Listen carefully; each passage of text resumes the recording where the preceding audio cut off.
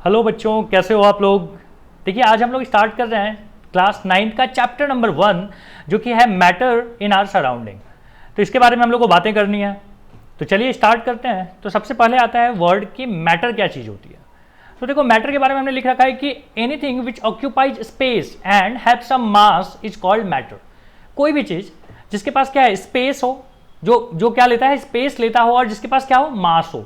Space लेने का क्या मतलब है? स्पेस लेने का मतलब है कि जैसे अगर मैंने मान लो कि एक बॉक्स हमने एक जगह पे रख दिया, ठीक है। मान लीजिए यहाँ पे मैं बना के बताऊँ आपको कि एक जगह है जहाँ पे हमने एक बॉक्स रख दिया। क्या आप इस जगह पे एक दूसरा बॉक्स भी रख सकते हो बिना इसको हटाए? जवाब है नहीं रख सकते। बॉक्स जो है भरा हुआ है, ठीक है। तो क्या हुआ कि इस जगह पे आप अगर आपको रखना है बी नाम का बॉक्स को, तो क्या करना पड़ेगा, इसको पहले हटाना पड़ेगा, तब जाके इसको रख सकते हैं। तो इसी चीज को हम लोग यहाँ पे बोल रखे हैं कि भाई कोई भी चीज जो जगह लेता हो। जगह लेने का मतलब आपको समझ में आ गया? ओके। क्या क्या हो सकता है? जवाब है जो भी चीज आपको दिख रहा है ना, जैसे आयरन है, जैसे टेबल है, चेयर है, कैमरा है, बॉक्स है, बेंच है, कुछ भी, जो भी चीज आपको दिख रहा है, ये सब क्या है, मैटर है। जवाब है कि मैटर कौन सा नहीं होता है, क्या इस बात को लेकर हम लोग को चर्चा करनी चाहिए? हाँ जी। तो जैसे मान लो लाइट मैटर है कि नहीं है? तो देखेंगे कि मान लो हमने एक बल्ब ऑन किया, लाइट सब जगह आ गई। अब हम दूसरा बल्ब ऑन करेंगे तो क्या लाइट नहीं आएगी उस बल्ब की वजह से, जो सेकंड बल्ब जलाए? जवाब है आएगी, उसी जगह पे आएगी जहां पे पहले की लाइट आ रही थी। मतलब लाइट जो है वो जगह नहीं छेक रहा है। समझ में आ रहा है? मान लो तीसरा बल्ब हमने जला दिया, तो क्या तीसरा बल्ब की लाइट वहां पे नहीं आएगी? आएगी। देख रहे हो? तो यहां पे ना लाइट आ रही है लेकिन जगह नहीं छेक रहा है। तो इसी चीज को हम बोलते हैं कि भाई वो लाइट जो है ना, वो क्या है, वेव है। तो दुनिया में जो भी चीजें होती है ना, वो दो टाइप की चीजें होती हैं। एक तो ये वो मैटर हो सकता है, दूसरा वेव हो सकता है। वही चीज हमने यहाँ पे लिख रखा है। अब देखो, एंशियंट टाइम पे भी ना, पुराने जमाने में भी इंडियन फिलोसफर जो थे वो मैटर को बोलते थे पदार्थ। सुना है ना नाम, पदार्थ। तो ये क्या चीज होती है कि यही है मैटर को ही हम लोग बोलते थे पदार्थ। अब देखो, उस समय एंशियंट टाइम पे ये चीज बोला गया था कि लिविंग थिंग जो होते हैं ना, वो 5 बेसिक एलिमेंट से बने होते हैं, पंच तत्व बोलते थे। क्या क्या होता है? तो जवाब है कि ये होता है air, earth, fire, sky and water, जिसको बोलते थे हम लोग वायु, पृथ्वी, अग्नि, आकाश एंड जल। ठीक है। हम लोग मॉडर्न टाइम पे ना मैटर को 2 पार्ट में डिवाइड करते हैं, on the basis of physical properties and chemical properties. तो फिजिकल प्रॉपर्टीज जो हम लोग को ऊपर से दिख रहा है, केमिकल प्रॉपर्टी जो उसके अंदर की बनावट होगी उसकी वजह से। तो हमने यहाँ पे देख लिया कि ठीक है, मैटर को हमने डिफाइन भी कर लिया कि मैटर क्या चीज होती है ना। अब हम देख रहे हैं कि मैटर बना हुआ किससे होता है। तो जवाब है कि मैटर बना होता है टाइनी पार्टिकल्स से। छोटे छोटे पार्टिकल, छोटे छोटे पार्टिकल्स क्या हो सकते हैं? तो जवाब है एटम या मॉलिक्यूल्स हो सकता है। क्या इस चीज का कोई प्रूफ है? जवाब है हाँ, इसका प्रूफ भी है। तो एविडेंसेज हमारे पास हैं, क्या है? तो मैटर जो है वो टाइनी पार्टिकल से बना हुआ है। इसको एक्सपेरिमेंट करके भी देखा गया। कैसे? तो देखो, हमने क्या किया, सॉलिड को अगर हम लिक्विड में डिजॉल्व करते हैं, क्या ले सकते हो आप? तो आप ले सकते हो, मान लो कोई कलर ले लिया हमने। कलर जैसे ही आप पानी में डालते हो तो क्या होता है, कलर की छोटे छोटे पार्टिकल्स हमको दिखाई देते हैं कि अच्छा ये इधर जा रहा है, ये इधर जा रहा है, ये इधर जा रहा है, इधर जा रहा है, सब फैलने लग रहा है। ठीक है। और ये जो इधर जा रहा है उधर जा रहा है जो हम लोग बोल रहे हैं, जो मोशन ऑफ पार्टिकल है, इसको बोला गया कि ब्राउनियन मोशन बोला जाता है। ठीक है, मतलब रैंडम मोशंस होते हैं, इसी का नाम दे दिया गया ब्राउनियन मोशन। ठीक है। अब है अपने पास कि मान लीजिए हमने सॉलिड को डिजॉल्व किया है लिक्विड में। तो हमने यहाँ पे एक एग्जांपल ले रखा है कि हमने लिया है पोटेशियम परमैग्नेट, जो कि पर्पल कलर का होता है। कलर हम लोग बोल रहे थे, तो वहाँ पे कलर का हमने एक दे दिया कि नेम भी, कि हमने मान लीजिए पोटेशियम परमैग्नेट हमने लिया हुआ है। तो अगर आप इसको वाटर में डिजॉल्व करोगे तो क्या होगा कि स्लोली उसके कलर्स जो है ना सब तरफ फैलने लगेंगे। मतलब धीरे धीरे मतलब पूरा जो वाटर है वो क्या होने लग जाएगा, पर्पल कलर में कन्वर्ट होने लग जाएगा। क्या इससे समझ में आती है? इससे समझ में आती है कि बेटा पर्पल जो कलर था, जो पोटेशियम परमैग्नेट था, जो आपने सॉलिड के फॉर्म में लिया था, उसको वो बना हुआ था पार्टिकल्स से। और पार्टिकल्स क्या हो गया, वाटर में इधर उधर जाने लग गया, और जिधर जिधर वो जाने लग गया वहां वहां हमको कलर दिखने लग गया, क्या, पर्पल। तो इसी तरीके से हम लोग को पता चलता है। अब मान लीजिए दूसरा एग्जाम्पल आप ले सकते हो कि शुगर और वाटर का। तो शुगर जैसे ही हम देते हैं उसमें, तो क्या होता है, वो डिजॉल्व हो जाता है वाटर में। समझ में आती है ये बात? अच्छा, जब मैं आपको स्लाइड कर रहा हूँ ना, तो आप इसको लिखते हुए भी चलिएगा। ठीक है। तो अगर आपने नहीं लिखा है तो वीडियो को वहाँ पे रोकिए। जैसे फर्स्ट स्लाइड ये था, इसमें आपको यहाँ पे रोकना है, कॉपी करनी है एंड फिर आगे बढ़ना है। क्लियर है? चलो, सेकेंड स्लाइड ये था, सेकेंड, फिर आपको थर्ड यहाँ पे आ गया। अब हम लोग देख रहे हैं कि मिक्सिंग ऑफ 2 गैसेज, 2 गैस को अपने को मिक्स करनी है। तो हमने यहाँ पे क्या ले लिया, चैम्बर ए ले लिया। यहाँ पे मान लीजिए ये ए है और ये बी है। हमने बी में क्या रखा है कि रेड ब्राउन वेपर हमने रखा है, ठीक है, कलर से मतलब है, और ऊपर में हमने एयर लिया है, एयर जो कि कलरलेस होता है। अगर आप ये हटा दो, ये जो बीच में पार्टीशन है ये हटा दो, तो क्या हो जाएगा कि यहाँ के जो गैसेज हैं वो यहाँ चले जाएंगे, मतलब ये कलर दिखने लग जाएगा। तो इस प्रोसेस को ना अपन बोलते हैं डिफ्यूजन। डिफ्यूजन क्या बोलते हैं इसको? इंटरमिक्सिंग ऑफ गैसेज को अपन क्या बोलते हैं? डिफ्यूजन। तो the process of diffusion here tell us about first part, the matter is made up of tiny particles, ठीक है, पहली बात तो हमको समझ में आ गई कि ये जो प्रोसेस हम लोग को क्या बता रहा है कि मैटर जो बने होते हैं वो किससे होते हैं? टाइनी पार्टिकल्स से बने होते हैं। And the second part is कि particles of matter are constantly moving, रुका हुआ नहीं है, ये क्या है? कॉन्स्टेंटली मूव हो रहा है। ओके, फिर आता है कि characteristic of particle of matter, क्या क्या कैरेक्टरिस्टिक है। तो अब देखिए कैरेक्टरिस्टिक की बात तो हमने यहाँ पे ले लिया है कि कैरेक्टरिस्टिक में 4 कैरेक्टरिस्टिक है हमारे पास। पहला है कि the particle of matter are very very small, बहुत छोटे होते हैं, हम इसको नहीं देख पाते हैं, हाँ हम इसके असर को देख पाते हैं। ओके, सेकेंड है कि the particle of matter have space between them, उन सबके बीच में स्पेस होती है, ठीक है। थर्ड है अपने पास कि the particle of matter are constantly moving, लगातार ये मूव कर रहा है। कैसे मूव कर रहा है? तो ब्राउनियन मूवमेंट है, वहां पे रैंडम मूवमेंट है, किधर भी कोई भी। फोर्थ है अपने पास कि the particle of matter attract each other, चौथा जो है कि हर पार्टिकल एक दूसरे को अट्रैक्ट करता है। ओके, तो ये 4 आपको याद भी रखनी है कि कैरेक्टरिस्टिक क्या है हमारे पास।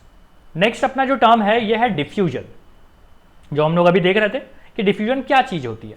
तो जवाब है कि the spreading out and mixing of a substance with another substance due to the motion of its particle is called diffusion. तो बोलता है कि एक चीज का दूसरे चीज में मिक्स हो जाना किसकी वजह से? तो मोशन ऑफ द पार्टिकल की वजह से। इस चीज को हम क्या बोलते हैं? डिफ्यूजन बोलते हैं। समझो अच्छे से क्या बोला मैंने कि एक चीज का दूसरे चीज में मिक्स हो जाना। क्यों मिक्स हो जाता है? क्योंकि पार्टिकल्स तो मोशन में है, तो मोशन में है तो वो उधर चले जाते हैं, इसके पार्टिकल इधर हो जाते हैं, सब मिक्स हो जाते हैं। अच्छा, नेक्स्ट पॉइंट हमने क्या लिख रखा है कि diffusion is a property of a matter which is based on the motion of its particle. ठीक है, डिफ्यूजन जो है वो किसकी प्रॉपर्टी है? मैटर की प्रॉपर्टी है। किसी में डिफ्यूजन ज्यादा हो सकता है, किसी में कम हो सकता है। जैसे हमने यहाँ पे लिख रखा है कि diffusion is faster in gas and slowest in solid. Solid में बहुत स्लो होता है, बहुत दिन लग जाते हैं, गैसेज में जो है वो सेकंड के अंदर हो जाता है। तो बोला है कि हमने the rate of diffusion increases on increasing the temperature of diffusing substances. अगर टेम्परेचर बढ़ा दो तो रेट ऑफ डिफ्यूजन जो है वो बढ़ जाता है। हमने देखा यहाँ पे कि डिफ्यूजन ऑफ गैसेज में हमने देख रखा है कि ट्रांसफर ऑफ स्मेल, जैसे डीओ आप यहाँ लगाते हो, इसकी स्मेल दूसरे को भी पहुंच जाती है। कैसे पहुंच जाती है? तो यहाँ पे क्या हो रहा है? डिफ्यूज हो रहा है, गैस मिक्स हो रहा है। मतलब यहाँ का जो आपका फॉग है, ठीक है, फॉग समझ में आ रहा है? डीओ जो है आपका, वो डीओ का जो स्मेल है वो क्या हो रहा है? गैस में मिक्स हो रहा है, दूसरे गैसेज में भी तो मिक्स हो रहे हैं। तो क्या हो रहा है? उसको भी सुनाई पड़ रहा है, जो उसको भी स्मेल आ रही है जो हमारे बाजू में खड़ा है। ओके, अगला है डिफ्यूजन इन लिक्विड। तो लिक्विड का डिफ्यूजन हम लोग यहां पे देख रहे हैं। अब देखिए डिफ्यूजन इन लिक्विड हम लोग कैसे देखा? हमने कलर देखा कि कलर वाला जो एग्जांपल था, मतलब एक हमने क्या किया कि हमने वाटर लिया, वाटर में कलर डाल दिए। तो कलर डाल दिया तो क्या हो गया कि कलर के जो पार्ट सॉलिड के फॉर्म में था ना, कलर पाउडर के फॉर्म में, तो पाउडर के फॉर्म में जो था तो उसके जो पार्टिकल्स छोटे छोटे वो क्या हो रहे हैं? डिफ्यूज हो रहे हैं। कहाँ पे? लिक्विड के अंदर। तो इस चीज को हम बोलते हैं कि डिफ्यूजन इन लिक्विड। अच्छा, डिफ्यूजन इन सॉलिड भी होता है, बहुत स्लो प्रोसेस होता है। एग्जाम्पल में यह है कि मान लीजिए आप व्हाइट बोर्ड पे या ब्लैक बोर्ड पे आप क्या करो, मार्कर से या चौक से लिख दो, फिर कुछ दिन के बाद जब आप उसको मिटाने जाओगे ना तो आपको बड़ी डिफिकल्टीज होंगी मिटाने में। पता नहीं आपने देखा है कि नहीं, अब मैं टीचर हूँ, मुझे तो बार बार दिखता है ये चीज़। तो ये क्यों होता है? क्योंकि वहाँ पे जो है ना वो डिफ्यूज हो गया, सॉलिड के अंदर चला गया है, तो उसको साफ करने में अब मेहनत करनी पड़ रही है। क्लियर है? समझ में आ रहा है चीज़ें? चलो जल्दी कॉपी करो यहाँ तक। अब है अपने पास की कॉमन यूनिट ऑफ टेम्परेचर। तो देखो अब हम लोग टेम्परेचर की चूंकि बात कर रहे हैं तो यहाँ पे हमको यूनिट वगैरह के बारे में पता होना चाहिए। तो सबसे जो कॉमन यूनिट है ना अपने पास है डिग्री सेल्सियस और एक है अपने पास केल्विन, लेकिन हमको इंटर कन्वर्ट करना आना चाहिए। तो देखिए ध्यान से, अगर हमको टेम्परेचर दिया हुआ है डिग्री सेल्सियस में और केल्विन में अपने को चाहिए तो आपको क्या करना है? 273 ऐड कर देनी है। और अगर मान लो केल्विन में दिया हुआ है और डिग्री सेल्सियस में चाहिए तो आपको क्या करना है कि -273 कर देनी है आपको। जैसे मैंने मान लो यहाँ पे एक एग्जांपल ले लूँ कि एग्जांपल में ले लिया कि मान लो दिया हुआ है कि 27 डिग्री सेल्सियस, तो इसको अगर मैं कन्वर्ट करना चाहूँ किस में? केल्विन में, तो कितना आ जाएगा? 273 में 27 ऐड कर दीजिए, कितना आ जाएगा? 300 केल्विन। बोलो समझ में आता है? मान लो अगर हमको दिया हुआ है कि 323 केल्विन, 373 केल्विन ले लेते हैं, तो कितना हो जाएगा बताइए डिग्री में? तो हम बोलेंगे 373 माइनस 273 कर दो तो कितना आता है 100, क्या आ गया 100 डिग्री सेल्सियस। माइनस कर दोगे 273 तो डिग्री में, और अगर प्लस कर दो तो केल्विन में। क्लियर है ये चीज? ओके, नेक्स्ट अपने पास जो टर्म है ना वो है कि चेंज ऑफ स्टेट। स्टेट का चेंज कैसे होगा वो देखो। स्टेट मतलब राज्य नहीं है ना, स्टेट मतलब है कि स्टेट्स ऑफ मैटर वाला स्टेट, ठीक है। तो यहाँ पे अगर मान लो हमने ले लिया सॉलिड, सॉलिड से अगर मुझे गैस में जाना है, ठीक है, तो क्या होगा, इस प्रोसेस को हम बोलते हैं सब्लिमेशन। और मान लो गैस से सॉलिड में जाना है तो भी हम सब्लिमेशन बोलते हैं। अगेन सॉलिड से अगर आपको लिक्विड में जानी है तो आप क्या बोलते हो कि दिस इज बॉइलिंग, ठीक है। और अगर मान लीजिए गैस, लिक्विड से गैस में जाना है तो हम इसको बोलेंगे कि क्या, कंडेंसेशन। अगला है कि सॉलिड से लिक्विड में जाना है तो बोलेंगे हम मेल्टिंग, और लिक्विड से सॉलिड में बोलेंगे जाएंगे तो हम इसको बोलेंगे फ्रीजिंग। अब इसी चीज को अपन ना डिटेल में लिख भी लेंगे। ओके, तो आगे बढ़ते हैं। इस डायग्राम को जरूर बना लीजिएगा, ये डायग्राम से आपको याद हो जाएगा चीजें क्या है। हो गया लिख के, आगे बढ़ें। अब देखो, अब है कि matter can exist in 3 physical state. 2 और होते हैं, बाद में अपन बात करेंगे, पहले 3 की बात कर लो। कौन कौन? सॉलिड, लिक्विड एंड गैसेज, ठीक है। अरे परेशान मत हो भाई, 2 और होते हैं, ठीक है। 2 more आर देयर, लास्ट में अपन ने लिया है, ठीक है। परेशान हो जाते हो आप लोग। तो यहां पे क्या है कि हमने बोला है कि we can change the physical state in 2 ways. 2 तरीके से हम चेंज कर सकते हैं उसके स्टेट को। कैसे कैसे? तो एक है कि टेम्परेचर को चेंज कर दीजिए, दूसरा है प्रेशर को बदल दो। टेम्परेचर वाली बात आपको थोड़ी बहुत तो पल्ले पड़ रही है, प्रेशर वाली बात अपन करेंगे बाद में। तो हमने यहाँ पे पहला ले लिया कि सॉलिड से लिक्विड में, जिसको हम बोलते हैं कि सॉलिड से लिक्विड का जो चेंज होता है इसको बोलते हैं मेल्टिंग। तो हमने बोला है कि if we heat ice it changes to water, ठीक है। The process of changing solid to liquid on heating is called melting. इसी चीज को हम फ्यूजन भी बोलते हैं। कहीं पर लिखा हुआ दिख गया कि फ्यूजन क्या होता है तो समझ जाना कि वो मेल्टिंग वाली बात चल रही है। फिर नेक्स्ट पॉइंट में हमने लिखा है कि temperature at which solid melt and changes into liquid at atmospheric pressure. समझ में आ रहा है? प्रेशर हमको कुकर वाला नहीं चाहिए, प्रेशर कुकर वाला, ये एटमॉस्फेरिक प्रेशर में बात चल रही है, मतलब खुले वातावरण में, वहां पे एटमॉस्फेरिक प्रेशर लग रहा होता है। तो इस समय में जो टेम्परेचर आपको लगेगा इसी चीज को हम बोलते हैं मेल्टिंग, ठीक है। जितना टेम्परेचर लगेगा उसको हम बोलते हैं मेल्टिंग पॉइंट, ठीक है। समझ में आ रहा है? जैसे मान लो मैं बोल रहा हूं कि 100 डिग्री पे करने पे ऐसा होगा, लिक्विड जो है वो बदल जाएगा किसमें, सॉलिड बदल जाएगा किसमें, लिक्विड में। मान लो 100 डिग्री है, रैंडमली हमने नंबर ले लिया, याद मत रख लेना 100 डिग्री, बस नंबर हमने लिया, ठीक है। तो ये जो 100 डिग्री आया ये क्या कहलाएगा, ये इसका मेल्टिंग पॉइंट कहलाएगा, ठीक है। तो हर सब्सटेंस का अलग अलग मेल्टिंग पॉइंट होता है। जैसे स्टील का लोगे तो बहुत ज़्यादा होता है, लगभग 1500 डिग्री सेल्सियस के आसपास होता है। ओके, तो मेल्टिंग पॉइंट समझ में आ गया आपको? ओके, फिर हमने बोला है कि as we heat the particle vibrate more rapidly. देखो अब ऐसा होता क्यों है, समझना इस बात को कि भाई कैसे ऐसा हो गया। तो हम बोल रहे हैं कि देखो सॉलिड में क्या होता है, पार्टिकल्स थोड़े नजदीक नजदीक होते हैं, हाँ ऐसे नजदीक नजदीक होते हैं। अब अगर अच्छा नजदीक नजदीक है तो क्या ये रुके हुए हैं? जवाब है नहीं, रुके हुए नहीं है, वाइब्रेट कर रहे थे, ठीक है। ऐसे ऐसे वाइब्रेट कर रहा था, कभी इधर जा रहा था कभी इधर जा रहा था। मान लो हम इसको हीट दे देंगे तो क्या करेगा, ये वाइब्रेशन तेज हो जाएगा, ये यहां तक अब वाइब्रेट करेगा, ये इधर तक वाइब्रेट करेगा, मतलब इतना दूर में किसी को आने नहीं देगा। कहने का मतलब है जब आप टेम्परेचर बढ़ाओगे तो ये पार्टिकल्स जो है ना वो दूर दूर हो जाएंगे, एक यहाँ एक यहाँ एक यहाँ एक यहाँ, इस तरीके से हो जाएगा। पहले कैसा था सॉलिड में, नजदीक नजदीक थे, अब क्या हो रहा है, दूर दूर हो गया। और आपको जैसे ही पता चल गया कि ये दूर दूर होते हैं, क्या यही तो लिक्विड होता है? लिक्विड में क्या होता है, पार्टिकल्स दूर दूर होते हैं, सॉलिड में क्या होता है, पार्टिकल नजदीक में होता है। कैसे दूर किया हमने, हम इसको टेम्परेचर दे दिए। तो यही चीज हमने यहाँ पे बोला है कि जैसे ही आप टेम्परेचर बढ़ाओगे तो ये क्या करेगा, वाइब्रेशन इसका रैपिडली ज्यादा हो जाएगा, और ज्यादा तेज ज्यादा होगा और क्या होगा कि दूर दूर तक होगा। दूर दूर तक होगा तो क्या होगा, सारे पार्टिकल्स दूर दूर हो जाएंगे, और दूर दूर होने की वजह से वो जो सॉलिड स्टेट था अब वो लिक्विड स्टेट में बदल गया।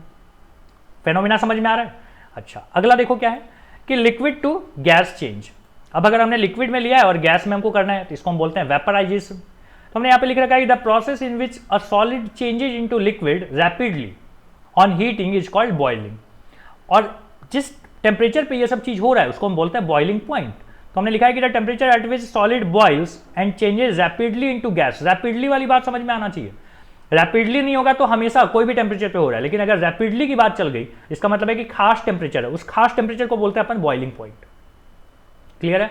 ध्यान रहे एटमॉस्फेरिक प्रेशर में होना चाहिए, खुले वातावरण में होना चाहिए, बर्तन जो है बंद नहीं होना चाहिए, बंद रहेगा तो प्रेशर कुछ और हो जाएगी। तो खुले बर्तन में अगर आप क्या कर रहे हो कि लिक्विड को गर्म कर रहे हो और रैपिडली वहाँ पे चेंज आ रहा है, किसमें, गैसेस में बदल रहे हैं, तो उस खास टेम्परेचर को अपन क्या बोलते हैं, boiling point. Clear. Next point है कि gas to liquid change, gas से लिक्विड में बदलना, मतलब कंडेंसेशन। समझ में आ रहा है? देखो जैसे अगर आप बर्तन को में पानी गर्म कर रहे हो, ऊपर हमने कोई चीज़ से ढक रखा है, जब आप इस ढक्कन को हटाते हो तो यहाँ पे आपको कुछ बूंदे यहाँ पे दिखाई देती हैं। क्या यही बूंदे क्या है, गैस से किस में कन्वर्ट हो रहा है, लिक्विड पहले गैस में कन्वर्ट हुआ और गैस से वापस लिक्विड में कन्वर्ट हो रहा है। ये जो गैस से लिक्विड में कन्वर्जन वाला जो फेज है ना, इसी को बोलते हैं अपन कंडेंसेशन। तो the process of changing of a gas to liquid by cooling is called condensation. Clear. Condensation जो है वो रिवर्स है किसका, बॉइलिंग का। वही हमने बात किया कि पहले लिक्विड से गैस में बदला और गैस से वापस लिक्विड बदला है, तो ये क्या हो गया, कन्वर्स हो गया कि नहीं। इसी चीज को हम क्या बोलते हैं, बॉइलिंग बोलते हैं।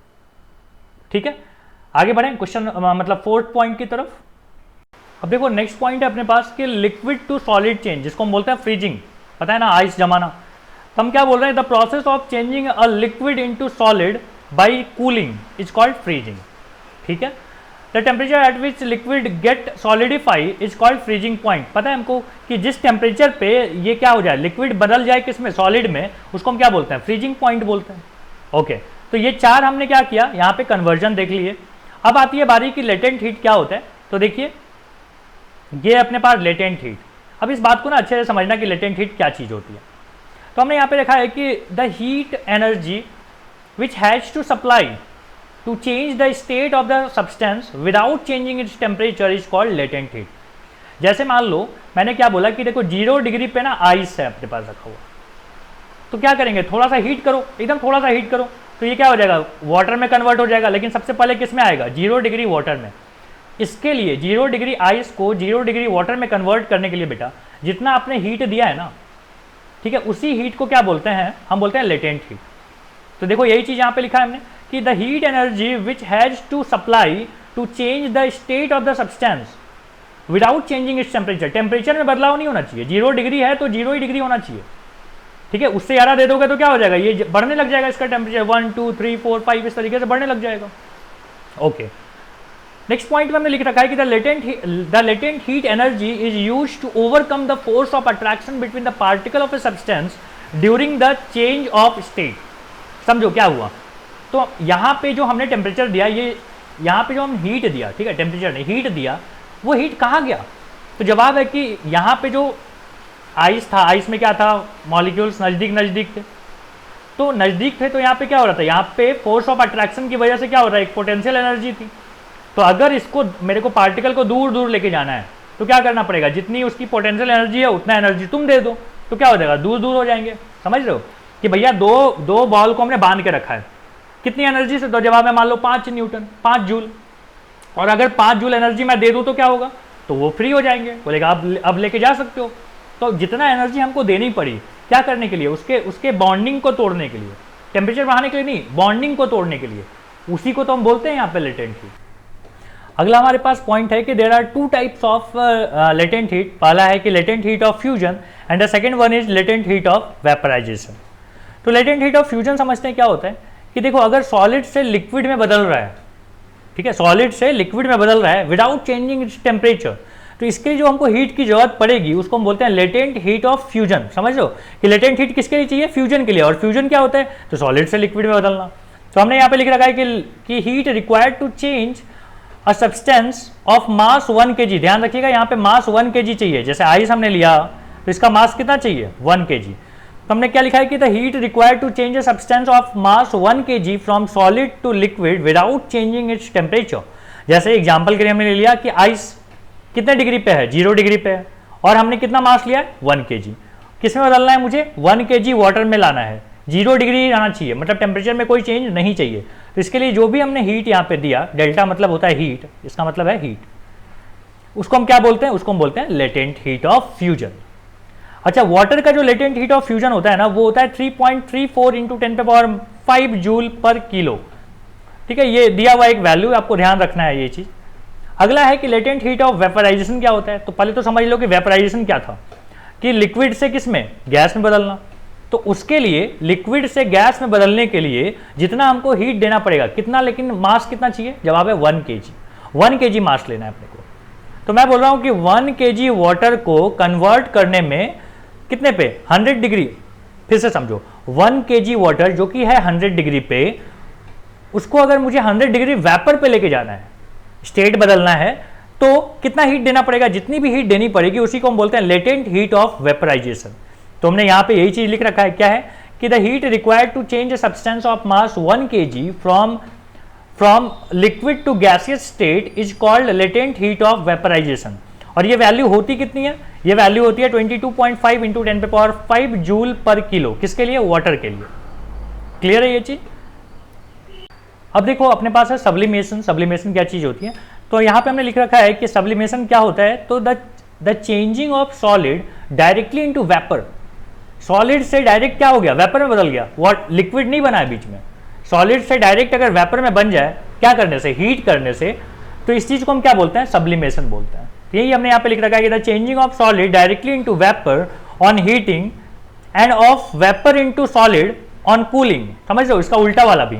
सो यही चीज हमने यहाँ पे लिख रखा है कि सॉलिड से वेपर में जाने के लिए आपको क्या करना पड़ेगा, हीट करना पड़ेगा, और अगर वेपर से सॉलिड में जाना है तो कूल करना पड़ेगा। और ये दोनों ही प्रोसेस को हम क्या बोलते हैं, सब्लिमेशन बोलते हैं। देख रहे हो, दोनों प्रोसेस को हम क्या बोलते हैं, सब्लिमेशन बोलते हैं। एग्जाम्पल हम लोग ले सकते हैं, बहुत सारी चीजें यहाँ पे एग्जाम्पल के तौर पे हम लिया जा सकता है। जैसे हमने ले लिया कि अमोनियम क्लोराइड, या आयोडीन ले सकते हैं, या कैम्फर ले सकते हैं। नेप्थलीन बहुत बेहतर एग्जाम्पल है, ये चीज आपने देखा होगा। नेप्थलीन की बॉल आती है ना छोटी छोटी, जो व्हाइट कलर की होती है, तो जो जिसको आप कपड़े में रखते हो, तो वो क्या होता है, धीरे धीरे अपने आप गायब होने लगता है, छोटा होने लगता है। ये छोटा होता है तो क्या लिक्विड में पहले बदलता है, जवाब है नहीं, लिक्विड नहीं बदलता, सीधा सॉलिड से गैस में बदल जाता है। यही चीज लिया। अच्छा, एक और एग्जांपल हो सकता है कि सॉलिड CO2 जो है ना, वो भी क्या हो जाता है, कन्वर्ट हो जाता है गैसियस CO2 में भी। तो ये सब इसके एग्जाम्पल्स हैं, आप चाहो तो इसको याद रख सकते हो, आपसे एग्जाम में पूछे जा सकते हैं। अगला पॉइंट है अपने पास कि effect of change of pressure. देखो हमने इफेक्ट ऑफ जो है ना टेम्परेचर देखा था, टेम्परेचर की वजह से, टेम्परेचर चेंज करने की वजह से स्टेट में चेंज होता था, देखा था आपने हीट कर दिया तो क्या हो जाएगा, लिक्विड गैस में बदल जाएगा, कूल कर दिया तो क्या हो गया, गैस बदल जाता है लिक्विड में। सिमिलरली आपने देखा था सॉलिड और लिक्विड के केस में भी। अब यही चीज ना हम प्रेशर से देखना चाहते हैं। तो अब सोचो, देखो अगर मैं बोल रहा हूं कि स्टेट बदलना है, स्टेट मतलब राज्य नहीं, देखो ये सॉलिड स्टेट है और मैं चाहता हूं कि भाई हम इसको लिक्विड में ले आए, तो बेसिकली आप क्या करना चाहते हो, आप चाहते हो कि इसकी दूरी बढ़ जाए, इसके जो टाइनी पार्टिकल्स है, मतलब एटम और मॉलिक्यूल्स यहाँ पे हो सकते हैं, आप चाहते हो कि ये दूर दूर हो जाए। कैसे दूर दूर होगा, तो मैं बोल रहा हूँ कि एक काम करो, इसका जो प्रेशर है उसको कम कर दो।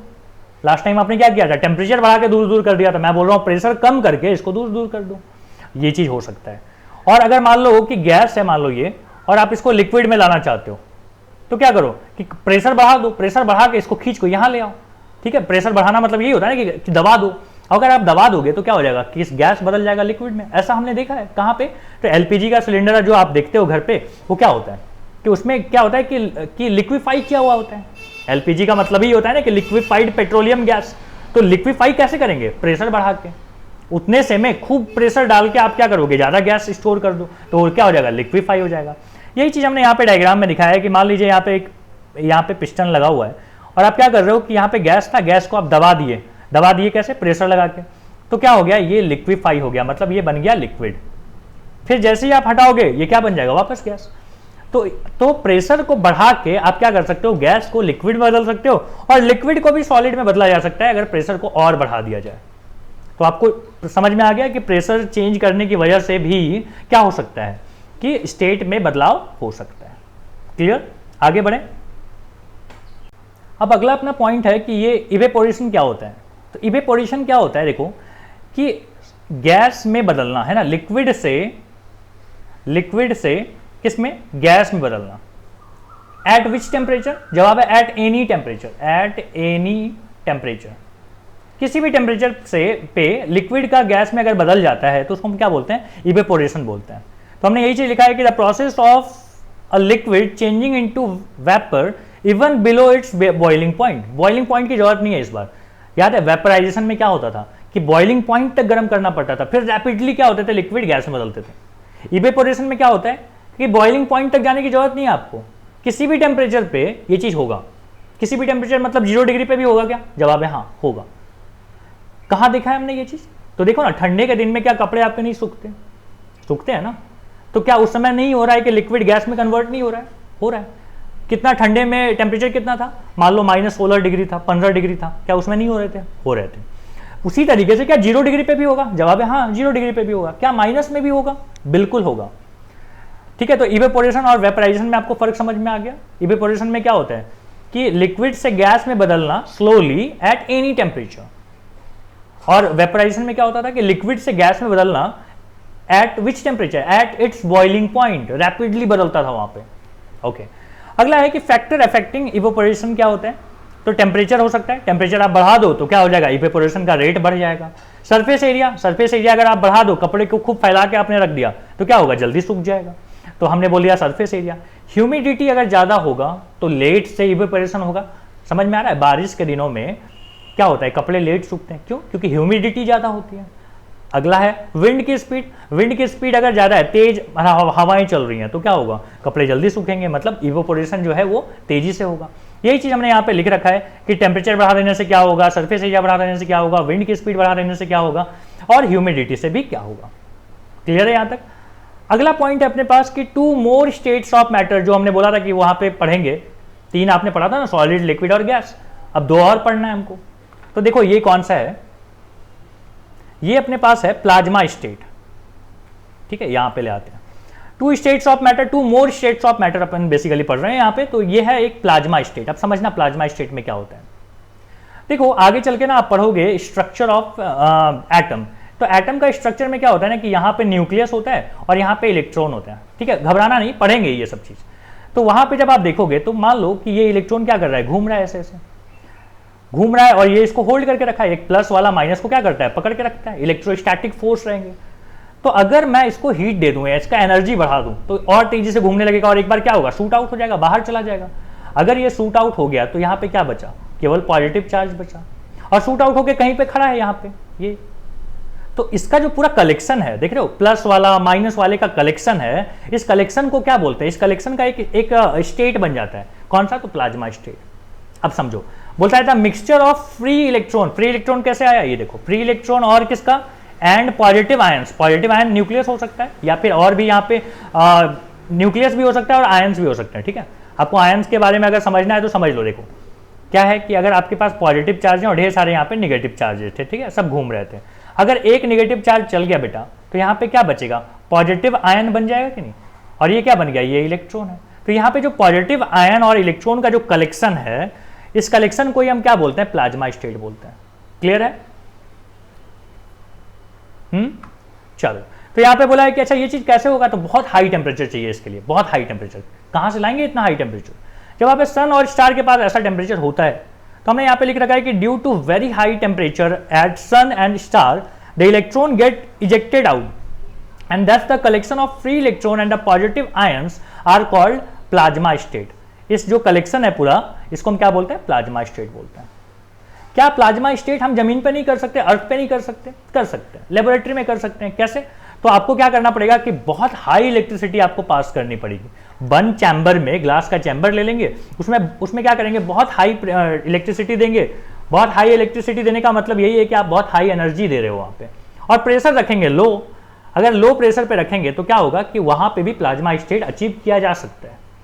ओके, नहीं तो आप क्या करें कि दूसरा तरीका है कि आप एटम बम जला दीजिए इतना टेम्परेचर लाने के लिए, वो भी एक तरीका है। ठीक है, प्लाज्मा स्टेट समझ में आ गई। अगला है बोस आइंस्टाइन कंडेंसेट। देखो इसके बारे में क्या बोला हुआ है कि 1920 में इंडियन साइंटिस्ट थे बोस, इनका पूरा नाम था सत्येंद्र नाथ बोस।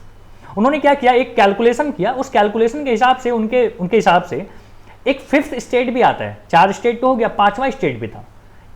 और इसी कैलकुलेशन के हिसाब से ना उन्होंने, मतलब आइंस्टाइन ने प्रिडिक्ट किया। समझ लो, इंडियन साइंटिस्ट जो थे उन्होंने क्या किया? एक कैलकुलेशन किया। उस कैलकुलेशन से कुछ बातें निकल के आई। अब उस कैलकुलेशन के बेसिस पे आइंस्टाइन ने प्रिडिक्ट किया कि भाई एक 5वां स्टेट हो सकता है। ठीक है, और 5वां स्टेट जब मिला वहां पे, तो ये क्या था? इसी को बोला गया कि बोस आइंस्टाइन कंडेंसेट। ठीक है, इसमें होता क्या है? तो यहां पे है कि by cooling a gas extremely low density, super cooling. यहां पे देख रहे हो, सुपर हीट किया था आपने। यहां पे क्या करना है हमको? कंडेंसेट है ना, कंडेंसेट में क्या होता है कि कूल करना पड़ता है। तो हमने यहां पे बोल दिया कि कि by cooling A gas extremely low density मतलब बहुत कम वहां पे प्रेशर है, बहुत कम प्रेशर पे अगर क्या करेंगे हम गैस को एक्सट्रीमली कूल करेंगे ना, तो एक हमको स्टेट मिलेगा, उसको हम बोलते हैं बोस-आइंस्टाइन कंडेंसेट। क्लियर है? तो यहां तक आपको इंफॉर्मेशन समझ में आई होगी और इसी के साथ अपना ये चैप्टर यहां पे कंप्लीट होता है। आई होप आपने पूरा वीडियो बड़ा शांति से नोट्स बनाते हुए देखा होगा। अगर आपने नोट्स बनाते हुए देखा है तो डेफिनेटली आपको ये चीजें समझ में आई होंगी और इससे ज्यादा फर्स्ट चैप्टर में ना कुछ भी नहीं है।